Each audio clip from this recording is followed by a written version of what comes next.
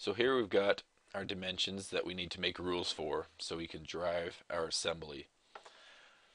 We'll start with driving our style width dimension. So in here, what we'll put is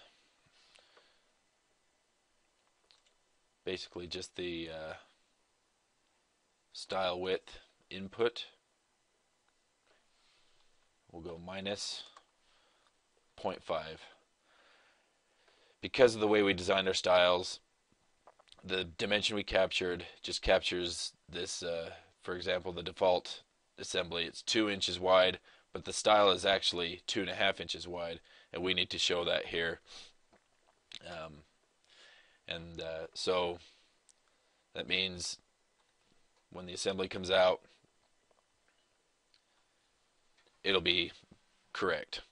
So hit OK. Door height dimension, and what we'll put in here is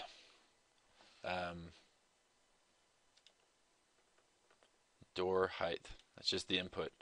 That's actually, I mentioned in another part in a different tutorial, that the door height, it's actually the style length. So, and according to our default, that's correct. It should be 30 inches. Hit OK. Rail width, just simply the input, the rail width. Okay, 2.5 inches. Go OK. Rail length. Rail length, there's a little bit more to it, but it makes it work. We'll go rail length equals the input, the door width,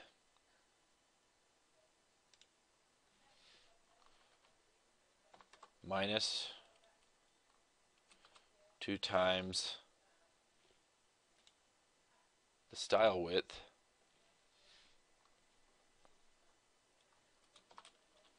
plus 1. Okay, the rail length, and so the door, the width of the assembly, the rail is what drives that, and so that's the formula that will take care of that. We'll hit OK. Panel width.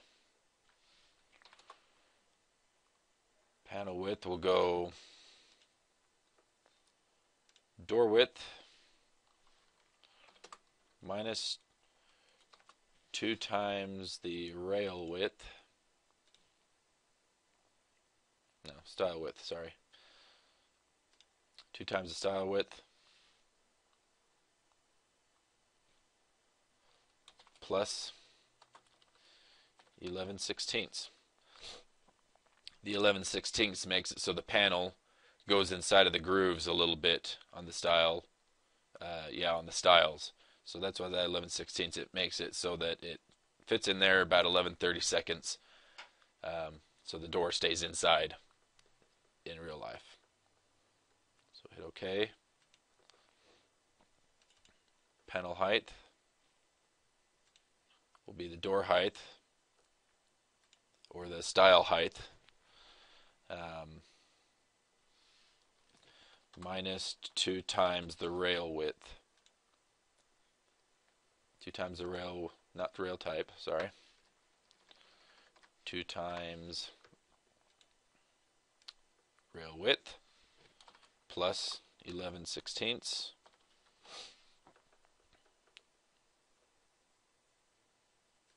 Okay. Panel thickness. One of my panels is a P6. It doesn't have a profile on the front, so it's going to be a little bit thinner than all the other panels that I've got so far. So here I want to do an if statement. So if the input for panel type equals P6, then I want the thickness to be 0.4375. Otherwise, the thickness will be 3/4 of an inch. So if the user decides they want a P6 panel, it'll be that thickness. So all the others, like I say, 3/4 of an inch, that looks good. Hit OK. So all of our dimensions that are going to drive this are taken care of. There's rules set for them. And so now we can continue on to our form. We can give it a job number. We'll call it job number 1. The title or the customer name is Ricky Harris. He'd really like some doors. He wants to see what they look like. We'll make the door, oh boy, just an infinite amount of options. 18 inches wide, 40 inches tall. We'll go with an S2 style and rail. We'll leave the style width the same, 2.5 inches. Maybe we'll make the top and bottom rails 4 inches wide. And instead of the P1, we'll go with a, let's say, P2. And then you hit create.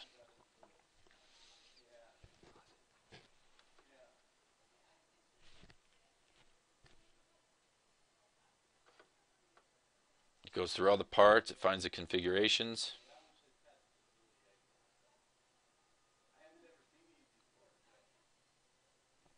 You can see the sizes change as it goes from part to part.